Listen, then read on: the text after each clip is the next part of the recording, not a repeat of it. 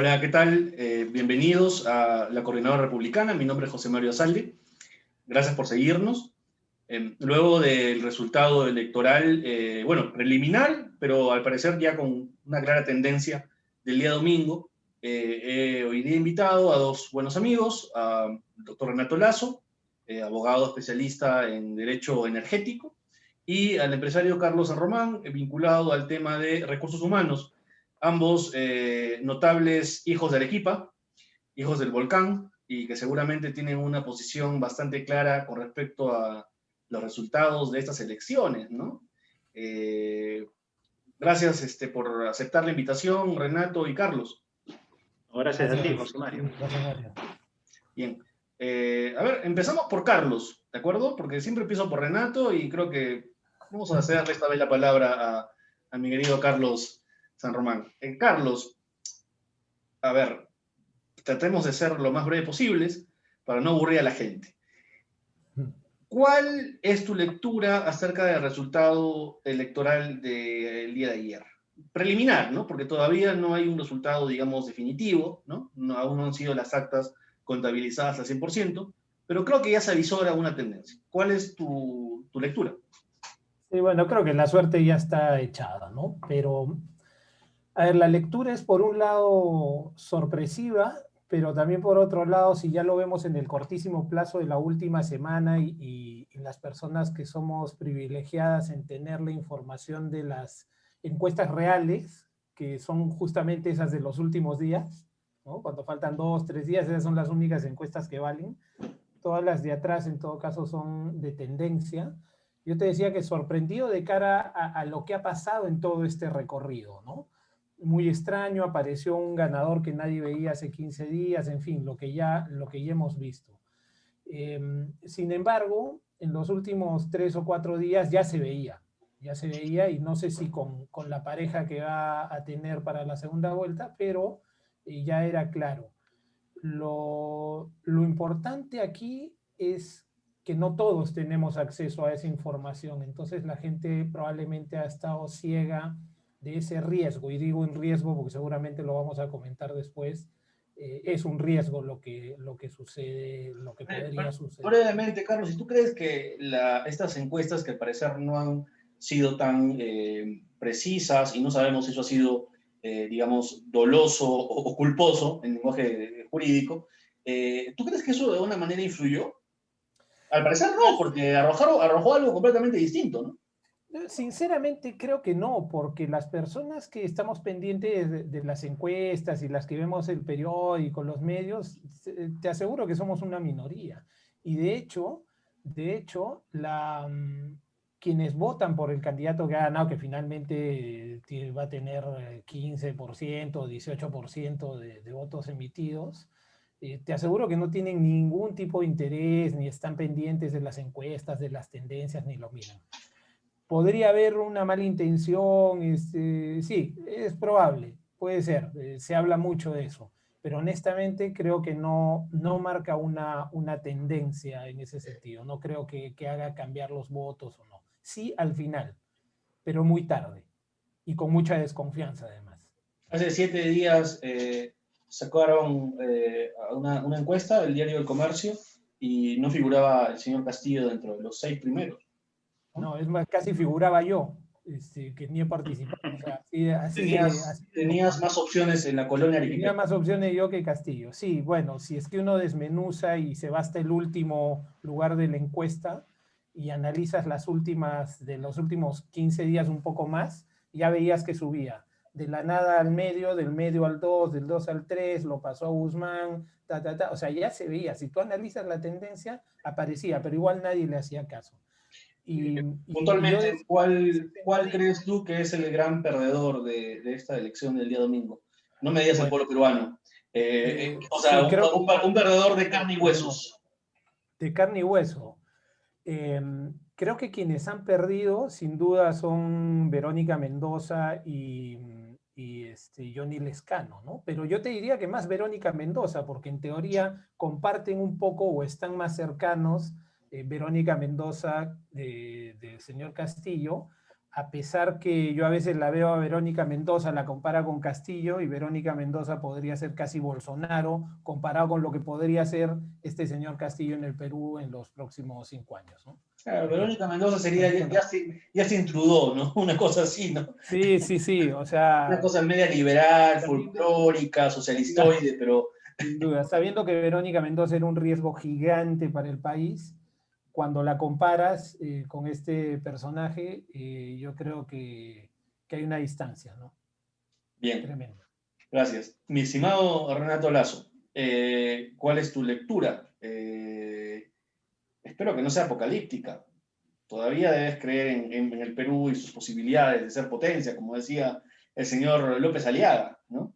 Perú potencia. A ver, yo creo que soñar no cuesta nada, ¿no? Como dice la canción. Así que sí, bueno, Perú potencia depende de qué cosa. Pero lo que sí creo es que, a ver, ¿cuál es respecto al resultado? Yo creo que el resultado es finalmente el que menos hubiéramos querido, o hubiera querido mucha gente, al menos la gente que lo dice abiertamente, ¿no?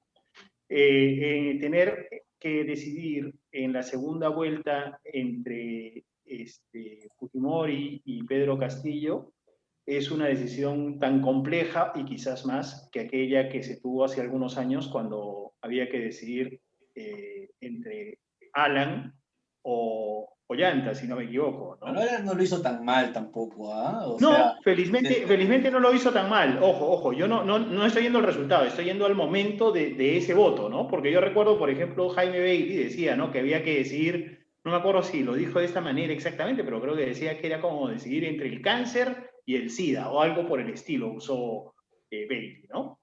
Entonces yo creo que ahora sí esta decisión es más compleja, ¿no? Es una decisión más compleja. Es una decisión que además yo he visto que algunas personas se sienten contentas porque dicen, bueno, ahora sí Pedro Castillo no gana porque Fujimori le gana. Pero, oye, hay mucha gente que no votaría por Fujimori de ninguna manera. Y entonces, el antivoto fujimorista. El antivoto de Keiko es un antivoto muy fuerte y a mí me preocupa. Y Keiko tiene mucho voto a favor también, pero su voto a favor se termina compensando con su voto en contra. Y eso creo que es lo complicado. Yo te digo porque he estado conversando con bastantes personas, participo en varios grupos desde WhatsApp y etcétera, donde se conversa.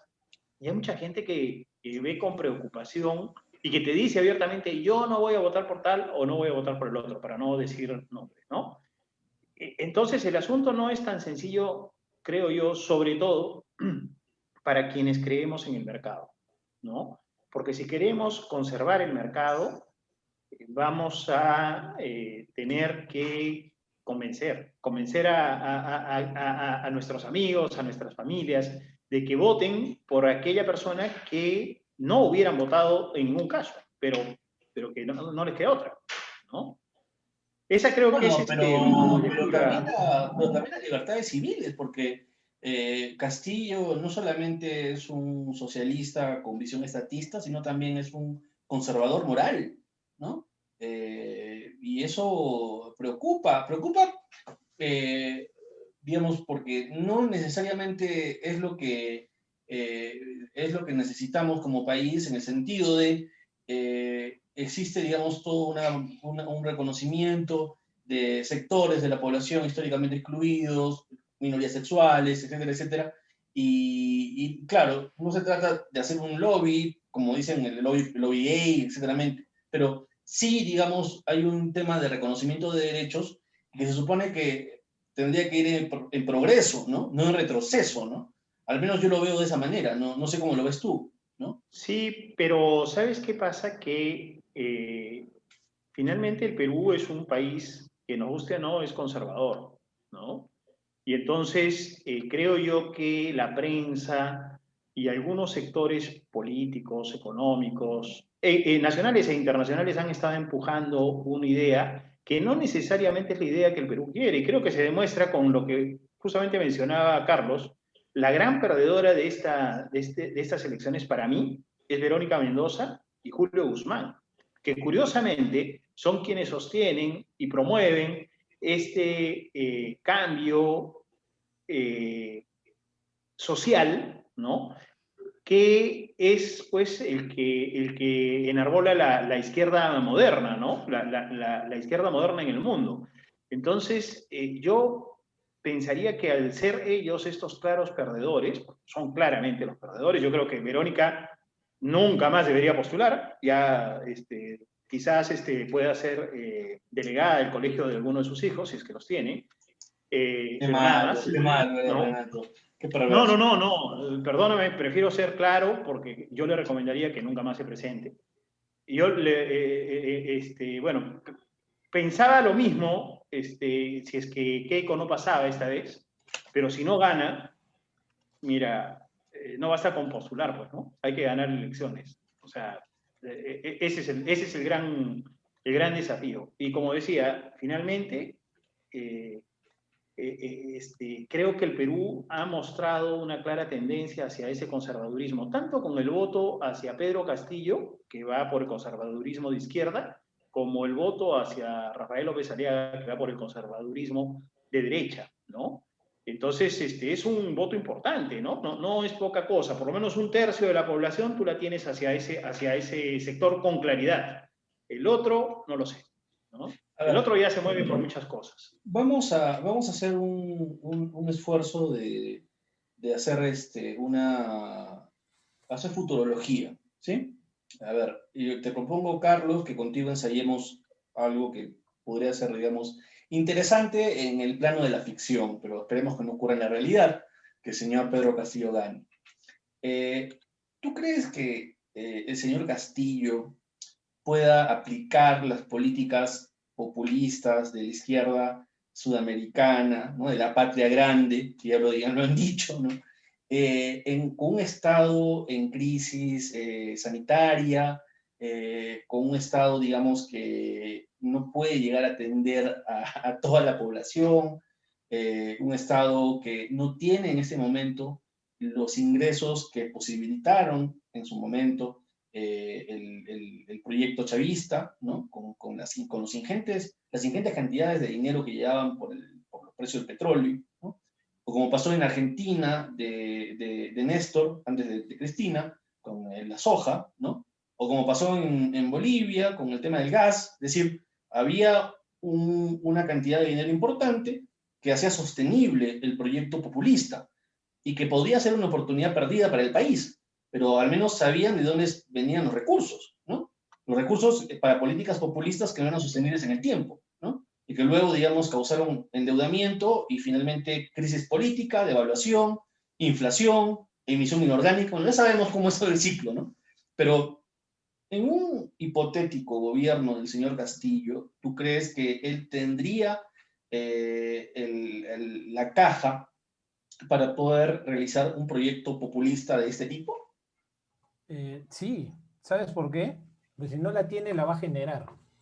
O sea, ya sabemos hacia dónde termina, y tú lo has dicho en tema de emisión. Es una persona que no ha dicho abiertamente que no respeta las instituciones, es decir, voy a cerrar el Congreso, voy a cerrar el Tribunal Constitucional, y la plata se la inventa. Tú sabes cómo es la gente de izquierda, y sobre todo de izquierda radical, y algunos no tan radicales, ¿no? Que Estás creen que hablando realmente de emisión inorgánica. emisión inorgánica, porque obviamente más deuda es difícil, y menos con un gobierno así, difícil que te den. Es como una persona que ya está endeudada y además se sabe que va a ser mal pagador, nadie te va a dar. Tomaría el control del Banco Central de Reservas y ha amenazado con cerrar el Tribunal Constitucional. Tomar el control del Banco Central de Reserva y hacer lo que quiere es muy fácil.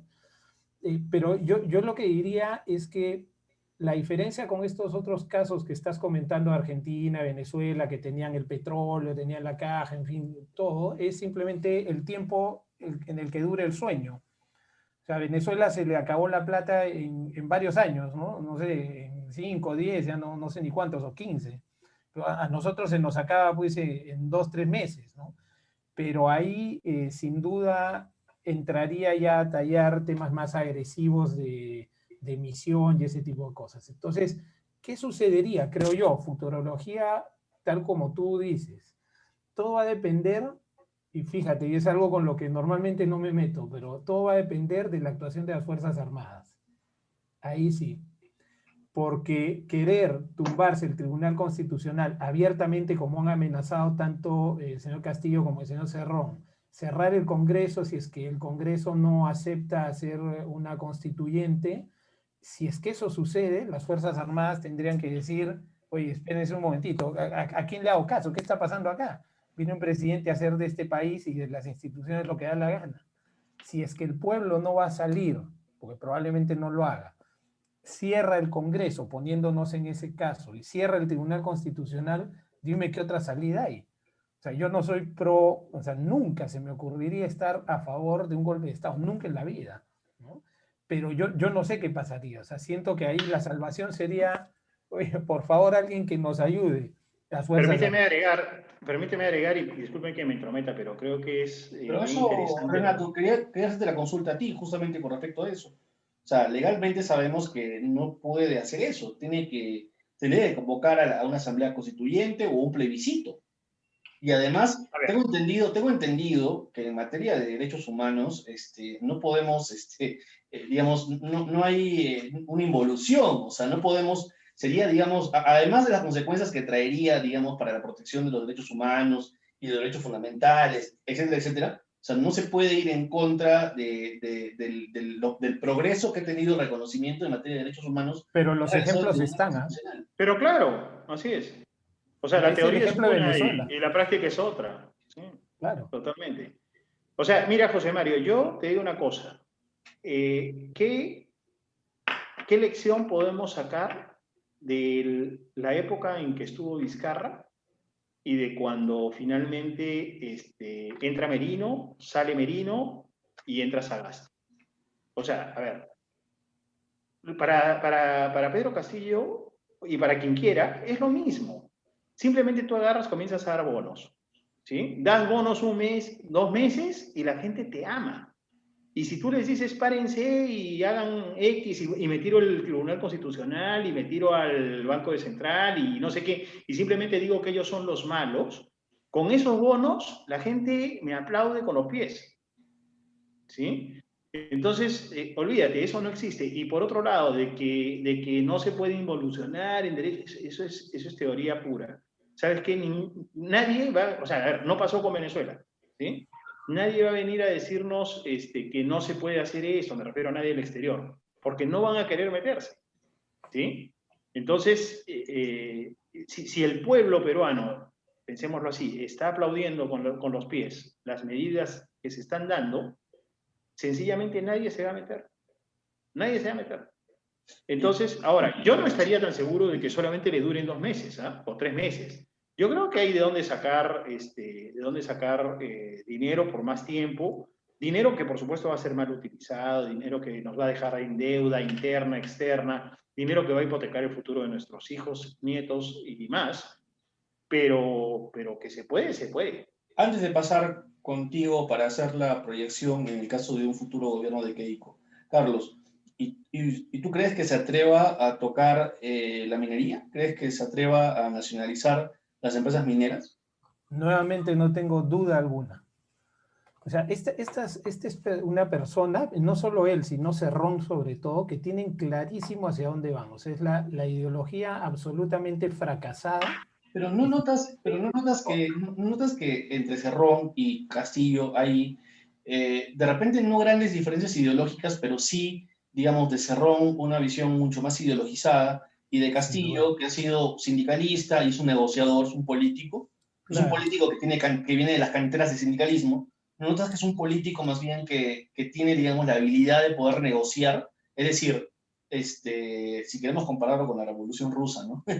O sea, Cerrón pues es Stalin, ¿no? Y nuestro amigo Castillo puede ser Trotsky de repente, ¿no? O Lenin, ¿no? Pero digamos, la visión dogmática, totalitaria, marxista, leninista, como quieran llamarlo, viene de Cerrón, él es el ideólogo. Viene de Cerrón, pero Castillo yo tengo la sensación de que realmente es Cerrón el que el que mueve los hilos, ¿no? No sé cómo están compuestas las bases del partido, no tengo idea, pero sabemos que Cerrón es el que maneja, pero a pesar de eso, de que podría haber una diferencia entre Cerrón y Castillo, yo creo que igual Castillo tiene más o menos la misma idea, ¿no? Y lo ha comentado, además de una manera absurda, cuando le preguntan que los impuestos, de dónde van a Bueno, salir. a mí lo que me parece es que el señor no sabe de economía y eso es clarísimo. No sabe de nada, yo te diré, o sea, porque... No me atrevería tanto. ah, Es finalmente un docente. Era. Y hay algo que valoro de Castillo, que me van a linchar. Que de todos los candidatos, es el que creo que ha sabido expresar de manera eh, pedagógica, no sé cómo decirlo, clara, lo que quiere hacer, ¿no? O sea, Sin claro, duda. es una basura lo que está Por algo ha proponiendo, ganado, por pero, algo ha pero, así, ganado. pero lo ha expresado con una total claridad, ¿no? Que no Claro, solamente lo puede hacer, evidentemente, un profesor. El profesor, digamos, claro. ejerce la docencia porque tiene claridad al momento de manifestar las ideas, cosa que le ha faltado a varios candidatos, ¿eh? Empezando por el señor Forsyth y el señor Acuña, probablemente, ¿no? Que tienen Sí, bueno. claras limitaciones, ¿no? Para poder manifestar sus puntos de vista, ¿no? Claro, es un profesor que no ha querido dar el examen, ¿no? De la carrera magisterial, pero bueno, porque probablemente salía jalado. Pero yo lo que sí creo es que es una persona que en términos de economía, en términos de lo que necesita el país para el desarrollo, no sabe nada.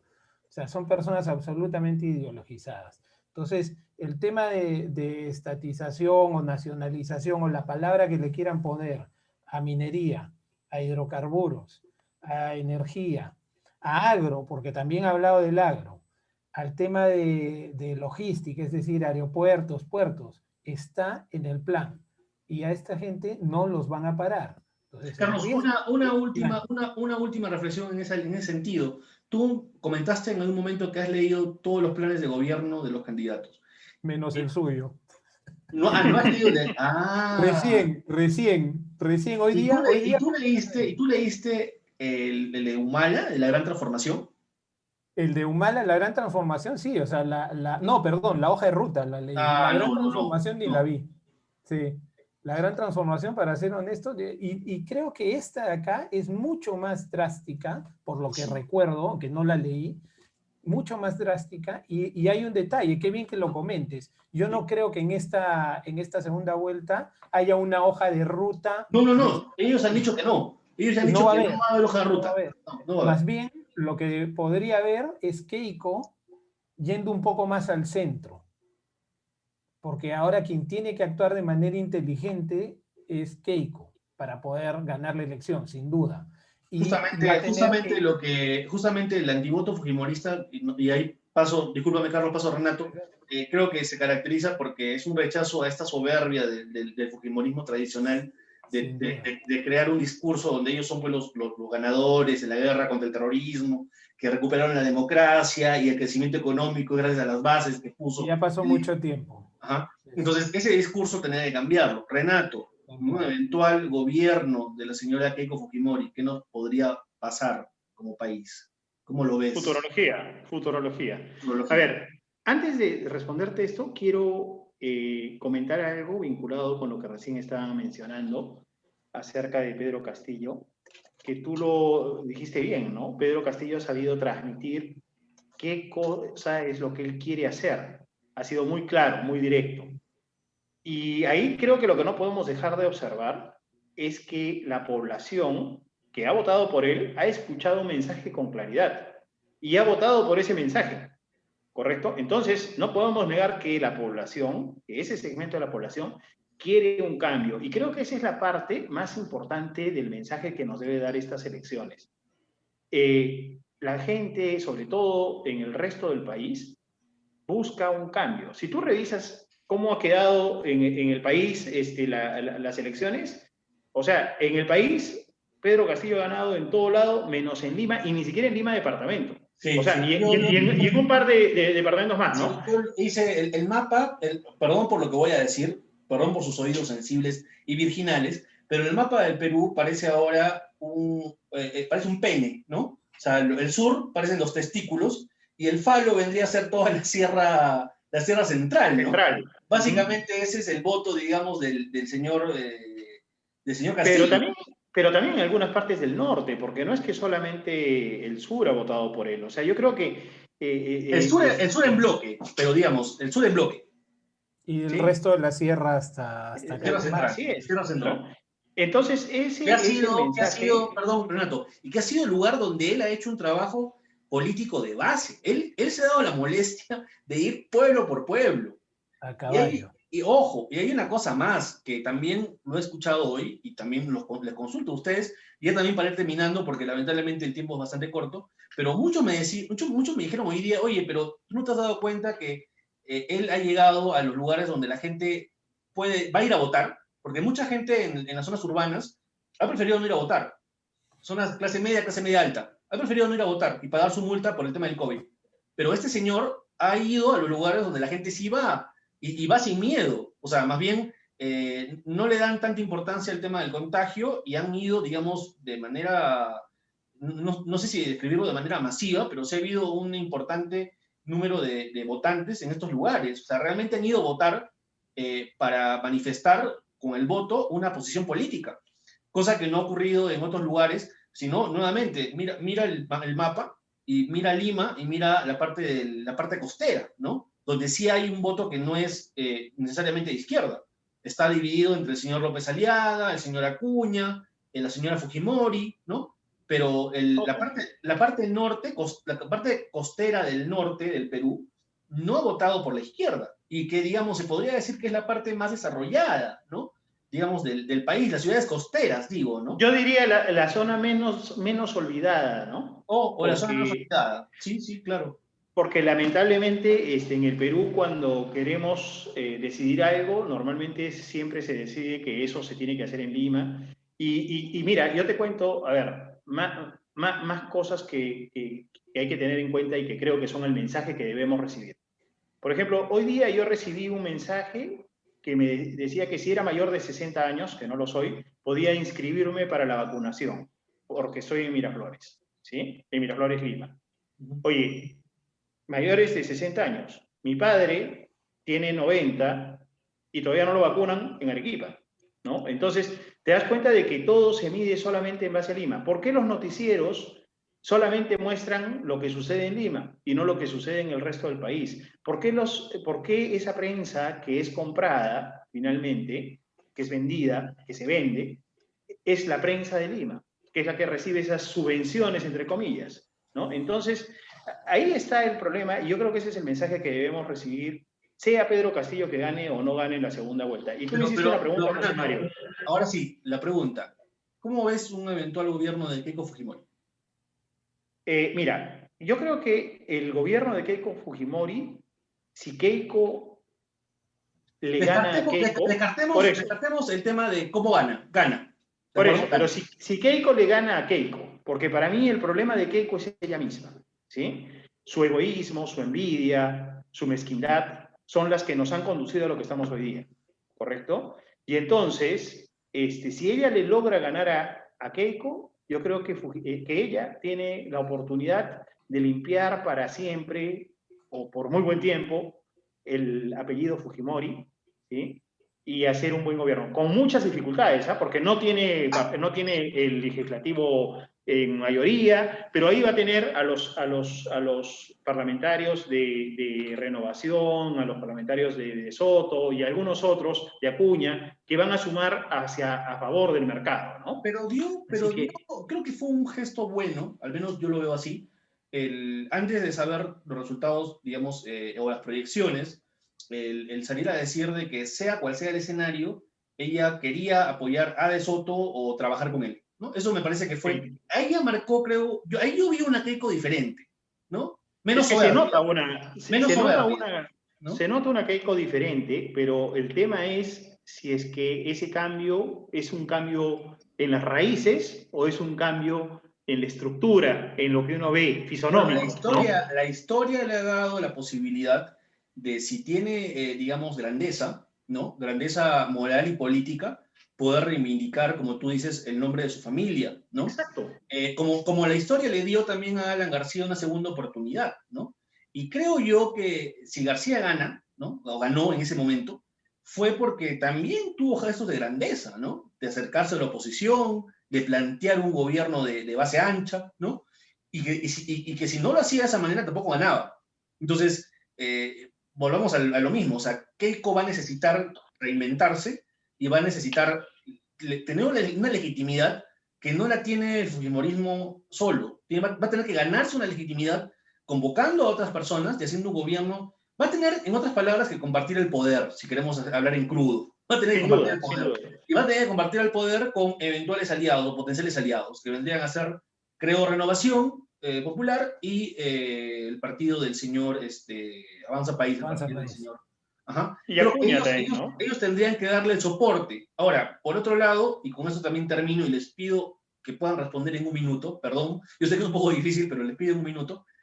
¿Ustedes no creen de que la señora Mendoza de todas maneras va a apoyar al señor Castillo? Ella ha dicho que solamente va a apoyar a los partidos democráticos, por tanto ya la sacó a la señora Fujimori, porque no la considera como parte, digamos, del sistema democrático, ¿no? Más bien ellos atentaron contra toda la historia, ¿no? ¿Y ustedes no creen que el escano sea el factor determinante? Porque el escano, que ha hecho una campaña enarbolando un discurso de centro-izquierda, puede ser que el escano termine apoyando al señor Castillo. Es decir, la figura inversa, ¿no? O sea, el escano viene a proponerle un proyecto moderado de transformaciones y Acción Popular termina apoyando en segunda vuelta. Ojo, si sumamos, más o menos las cantidades están por ahí. Creo que saca un poco más Keiko, entre Keiko, López Aliaga y De Soto. Pero, o sea, están equilibrados, ¿no? Y hay que ver también a los otros, a los pitufos, ¿no? A Acuña, a Forsyth, a PPC, que en esta coyuntura creo que cada voto cuenta. Discúlpeme por la extensión. Un minuto, Carlos, un minuto, Renato, y con esto terminamos el programa. Yo creo que el escano ahora deja de tener un papel preponderante en Acción Popular, y Acción Popular no creo que dé un apoyo abierto a una izquierda radical. Muy distinto va a ser en el Congreso, la gente que está entrando de Acción Popular, que podrían estar partidos. Conozco gente que está en Acción Popular en el Congreso que no apoyaría tampoco acciones radicales y mucho menos antidemocráticas. Entonces, en términos generales, mi expectativa es que haya un gran bloque, digamos, de centro-derecha, y la elección se va a definir básicamente por el ausentismo y por los votos viciados. Si es que no hay un gran ausentismo y la gente toma conciencia y no vicia, si no dirige su voto a Keiko, obviamente el señor Castillo no va a pasar del 40%, creo yo. Cosa que sí pudo hacer Keiko en dos campañas. Keiko llegó a 48, 47, estuvo ahí. Estuvo ahí. A pesar del antivoto radical fujimorista, ¿no? Claro, pero eso lo ha perdido, solo un segundo, eso lo ha perdido justamente en el Congreso fujimorista que tuvo en este periodo. O sea, ahí es donde cambia la figura. Así es, así es. Esas malas decisiones que tomó son los que le van a costar ahora, ¿no?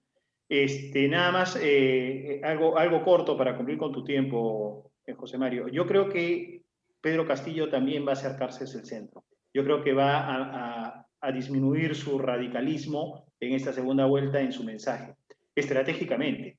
¿No? Recuerden que Chávez, cuando gana las elecciones en Venezuela, directamente le preguntaron si es que él nacionalizaría los medios de comunicación. Y él dijo, de ninguna manera. Ya tenemos uno, lo que hay que mejorar es la calidad de contenido que tiene ese medio de comunicación. No pasó nada de tiempo y los terminó nacionalizando, ¿no? Ojo, pero ojo, no voy a defender al finado comandante Chávez, pero también hubo una coyuntura particular. A Chávez quisieron sacarlo del poder. O sea, Chávez se radicaliza cuando le intentan dar el golpe de Estado y lo intentan sacar del poder. Y ahí es cuando interviene el apoyo, digamos, de inteligencia cubana, y Chávez se cierra el círculo y radicaliza la revolución bolivariana, que ya estaba... ¿Y qué crees? Sí. ¿Y qué crees que va a ocurrir, José Mario? ¿Qué crees que va a ocurrir si es que, como decía Carlos, si las Fuerzas Armadas en el Perú se oponen a estos cambios? ¿Tú qué crees? ¿Que no va a haber acá inteligencia cubana? ¿Qué crees? ¿Que no va a haber lo mismo? Entonces, yo creo que la coyuntura nos ha puesto en una situación en la que hay que elegir muy difícilmente entre una y otra opción. Pero creo que ese dicho muy antiguo que dice que más vale malo conocido que por conocer, va a primar. Espero. Eso nada más. Yo espero que lo que prime sea, digamos, de parte del elector, un análisis con respecto a qué persona y qué partido le puede garantizar al país una adecuada gobernabilidad, ¿no?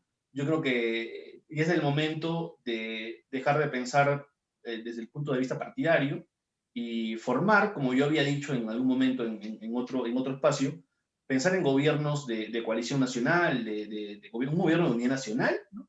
En esta coyuntura difícil del COVID, y digamos, sensatez y prudencia, ¿no? Creo que, sobre todo prudencia, que es la virtud, según la Iglesia, es la virtud de los políticos, ¿no?